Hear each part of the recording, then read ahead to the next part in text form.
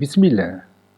تمارين حول درس المعلم في المستوى وإحداثية متجهة لمستوى السنة الثالثة إعدادي الموسم الدراسي 2015-2016. تمرين رقم 19. المستوى منسوب إلى معلم منظم متعامد OEG وEG أساس. أصغر أنشئ المثلث ABC بحيث إحداثية A هما -4 -2 وإحداثية B هما 4 -3 وإحداثية C هما 3 2. ثم أنشئ G مركز ثقله. بصغيرة حدد إحداثيتي النقطة G. يلا انقل هذه المعلومات في دفترك ثم أنجز التمرين. سنلتقي بعد قليل لتصحيحه معا. يلا نشوف الجواب. نبدأ أولا بالشكل. يلا أولا نبدأ بتمثيل النقطة A. كما ترى في الشكل إحداثيتها هما -4 -2. إذن أين ستكون النقطة A؟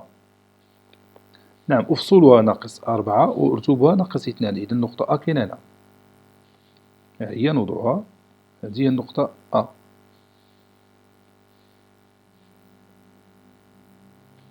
النقطة B أفصولها كما ترى هو 4 وأرتبها هو -3. إذن أين هي النقطة B؟ نعم، النقطة B توجد هنا. أفصولها 4 وأرتبها -3. هيا غادي نوضعها. ياتي كما ترى في الشكل أفصول 4 بالأخضر والأرتوب -3 بالأخضر.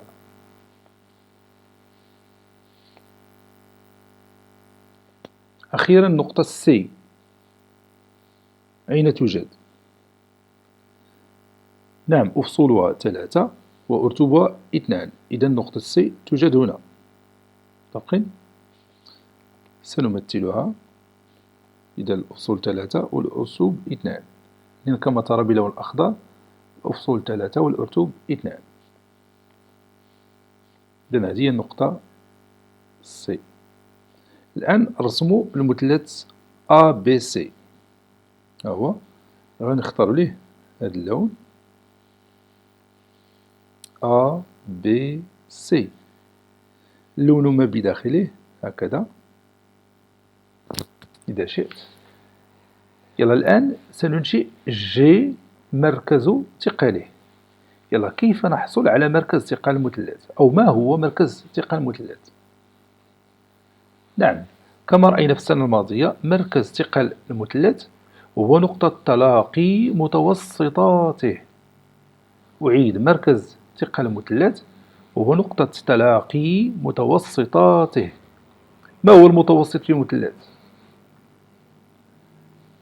نعم، المتوسط في مثلث هو المستقيم المار من أحد رؤوسه، بحال مثلا إلا اختارينا الرأس A هو المستقيم المار من أحد رؤوسه وبمنتصف الضلع المقابل لهذا الرأس لتنشر ليه هنا بالنقطة الحمراء. إذن هذا المستقيم هذا هو متوسط في المثلث. إذن لإنشاء G مركز ثقله كم من متوسط نحتاج؟ نعم، نحتاج إلى 3. كاين هو حقيقة 3 متوسطات ولكن سنحتاج فقط إلى 2، إلى متوسطين فقط عوض 3. متفقين؟ ما دامت المتوسطات الثلاث تتلاقى في نقطة واحدة. إذن غادي ننشئ مثلا المتوسط المار من الرأس A وبمنتصف الضلع BC. إذن غادي ننشئ أولا منتصف الضلع BC إذا شئت هكذا.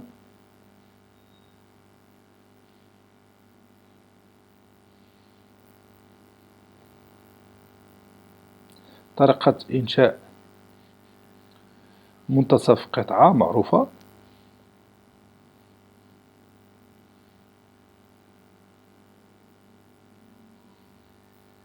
الآن حصلنا على النقطتين التي سيمر منهما الواسط. أو غادي نشئو حتى نتعرفوا على المنتصف ثم نزيله. هاو حنا غادي نوضعو المنتصف بلون مثلا أخضر،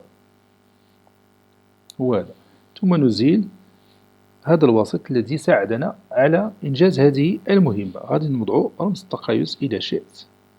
إذا الآن المتوسط الأول غادي نرسمو، هو هذا، المار من الرأس A ومن هذه النقطة. الآن ننشئ متوسط ثاني، متى نختار المتوسط المار من الرأس B. إذا غادي ننشئو منتصف القطعة AC.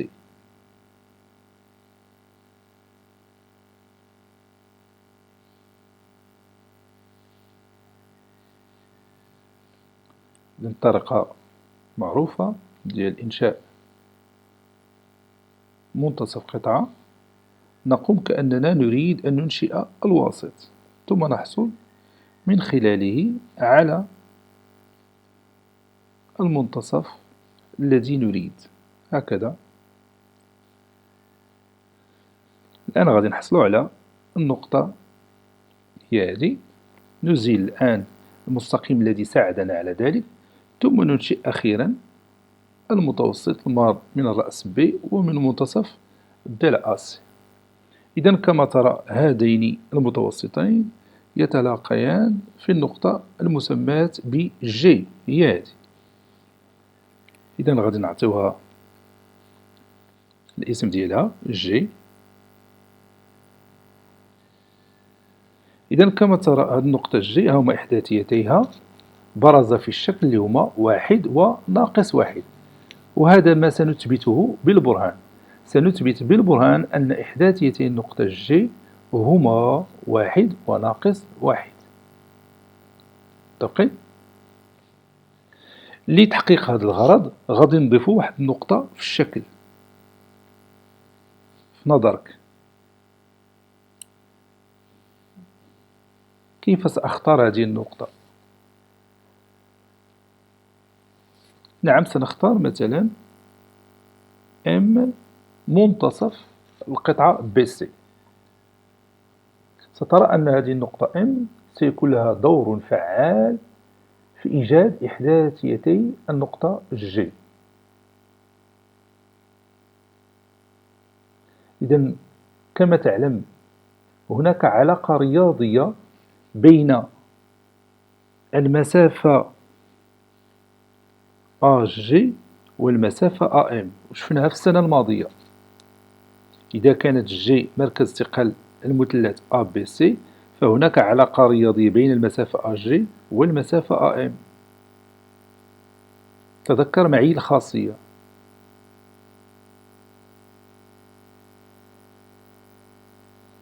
المسافة هي الخاصية، المسافة بين مركز ثقل مثلث وأحد رؤوسه بحال الرأس A، المسافة بين مركز ثقل المثلث وأحد رؤوسه تساوي ثلثي المسافة بين هذا الرأس ومنتصف الضلع المقابل له. أعيد، المسافة بين مركز ثقل مثلث وأحد رؤوسه تساوي ثلثي المسافة بين هذا الرأس ومنتصف الضلع المقابل له.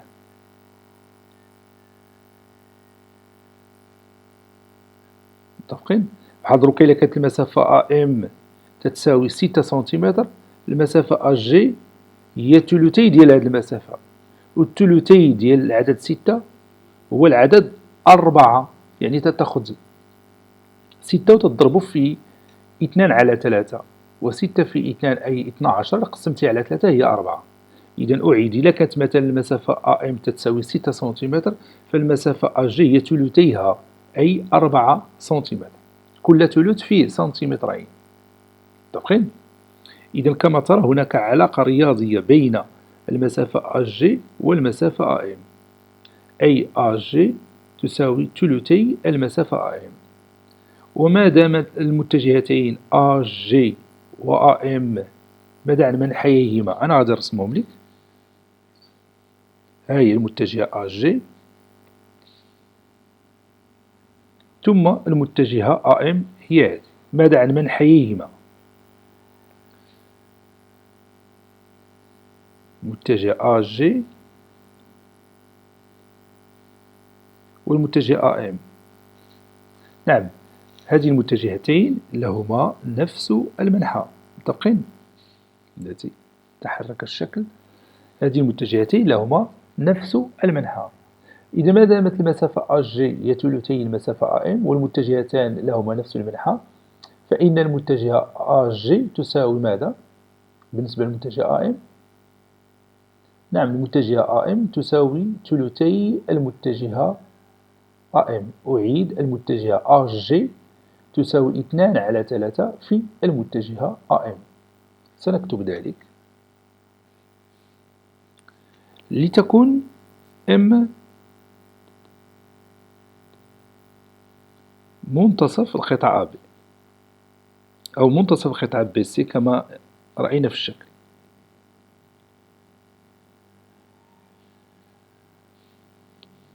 نعلم حسب الخاصية أن المسافة AG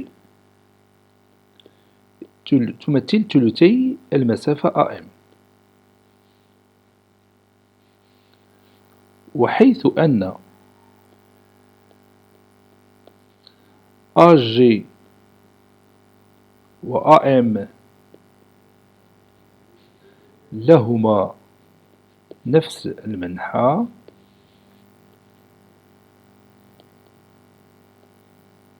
فإن المتجه AG تساوي 2/3 في المتجه AM. إذا الآن غادي نمشيو نبحثو على إحداثيتي النقطة M، ولدينا إحداث حسب الخاصية بطبيعة الحال. إحداثيتي M هما XB زائد XC على 2، و YB زائد YC على 2. تبقى للخاصية. نحن نعلم جيدا أن M منتصف BC. إحداثيتي B نكتبهم هنا باش يكونوا قراب لينا، وهما 4 وناقص 3، وإحداثيتي C كما جاء في المعطيات هما 3 و2. إذا إحداثيتي النقطة M هما XB زائد XC على 2، XB زائد XC على 2، أي 4 زائد 3 على 2. وأرتوب النقطة M هو أرتوب B زائد الأرتوب C على 2، ناقص 3 زائد 2 على 2، أي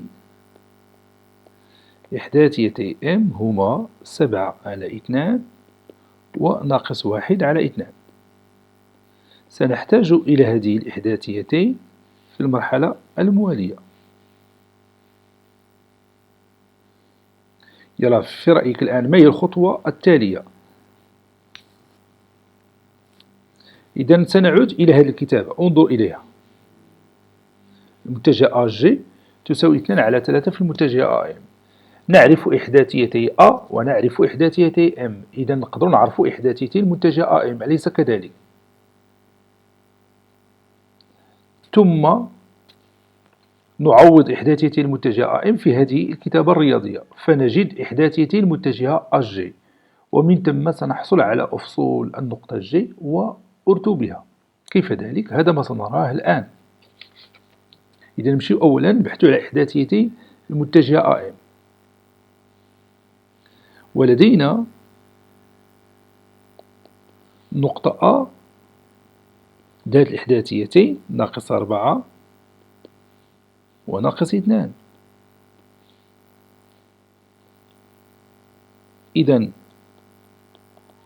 إحداثيتي المتجه AM وهما XM ناقص XA YM ناقص YA، ونعوض، أي إحداثيتي المتجه AM هما 7/2 ناقص XA ناقص 4 أي زائد 4 و YM أي ناقص 1/2 ناقص YA أي ناقص 2 اللي هو زائد 2. رد البال معايا هنا. إحداثيتي المتجه AM تساوي، إذا غادي نوحدو المقامين، المقام واحد هو 2، إذا 7/2 زائد 8/2 ثم ناقص 1/2 زائد ماذا؟ زائد 4/2. بمعنى إحداثيتي المتجه AM هما نعم 15/2 و 3/2. وهكذا وجدنا إحداثيتي المتجه AM. متفقين؟ الآن نمشيو ل2/3 في المتجه AM. إذا ما دامت المتجه AM ذات الإحداثيتي 5/2 و 3/2، إذا 2/3 في المتجه AM ذات الإحداثيتين ماذا وماذا؟ هذه راه خاصية شفناها في الدرس. إذا تناخذ الأفصل 15/2 وتنضربوه في 2/3 تصل الكتابة 2/3 في 15/2. ثم تناخذ الأرتوب اللي هو 3/2 وتنضربوه في نفس العدد 2/3 فنكتب 2/3 في 3/2 هكذا. أي 2/3 في المتجه AM ذات الإحداثيتين كما ترانا كاين اختزال ب2 و15/3 تساوي 5 والعدد في مقلوبه يساوي 1 أو 6/6 تساوي 1. إذا إحداثيتي المتجهة هذه تنقراوها المتجهة 2/3 AM أو 2/3 في المتجه AM. إحداثيتها هما 5 و1. غادي نلونوها كاملة سنحتاج إليها. نمشيو الآن ونبحثو على إحداثيتي المتجه AG. ولدينا المتجه AG ذات الإحداثيتين XG ناقص XA YG ناقص YA. ثم نعوض أي حنا نعرف إحداثيتي A اللي هما ناقص 4 وناقص 2، هادو هما إحداثيتي A. إذا إحداثيتي المتجه AG هما XG راه نبحث عنه ناقص XA أي ناقص 4 أي زائد 4 YG ناقص YA أي ناقص 2 بمعنى زائد 2. واضح؟ إذا إحداثيتي المتجه AG هما هادو. متفقين؟ ونعلم أن هناك علاقة رياضية بين المتجه AG والمتجه 2/3 AM. ها هي AG تساوي 2/3 AM، راه برهنا عليها سابقا. ما دامت هذه المتجهتين متساويتين أي المتجه AG تساوي 2/3 المتجه AM فلهما نفس الأفصول ولهما نفس الأرتوب. بمعنى الأفصول اللي عندنا هنا تساوي الأفصول اللي عندنا هنا. هاهي غادي نكتبوها بطريقة رياضية. إذا XG زائد 4 تساوي 5. متفقين؟ ولهما نفس الأرتوب. بمعنى الأرتوب اللي عندنا هنا تساوي الأرتوب اللي عندنا هنا. واضح؟ هاهي غادي نكتبوها و YG زائد 2 تساوي 1. ثم نحل المعادلتين أي XG تساوي 5 ناقص 4 و YG تساوي 1 ناقص 2. عند انتقال حد من طرف لآخر تتغير الإشارة التي تسبقه أي XG يساوي 1 و YG يساوي ناقص واحد، أي إحداثيتي نقطة جي هما واحد ناقص واحد. وهكذا توصلنا إلى النتيجة النهائية، وهي أن إحداثيتي نقطة جي هما واحد وناقص واحد. يلا نشوفوا هذه النتيجة في الشكل ونشوفوا واش فعلا تنسجم مع ما توصلنا إليه في الشكل أم لا. يلا تذكر مزيان هاد واحد وناقص واحد. إذا ها هو الشكل ديالنا اللي كان عندنا قبل لحظات. هاد النقطة جي هي هذه. نشوف واش فعلا إحداثيتها هما اللي ذكرنا قبل قليل. شتو لاحظتيهم؟ الأفصول بلون أخضر هو واحد، والأرتوب بلون أخضر هو العدد ناقص واحد. متفقين؟ انتهى هذا التمرين من إعداد الأستاذ عبدو، إعدادية صفاء مراكش. إلى اللقاء.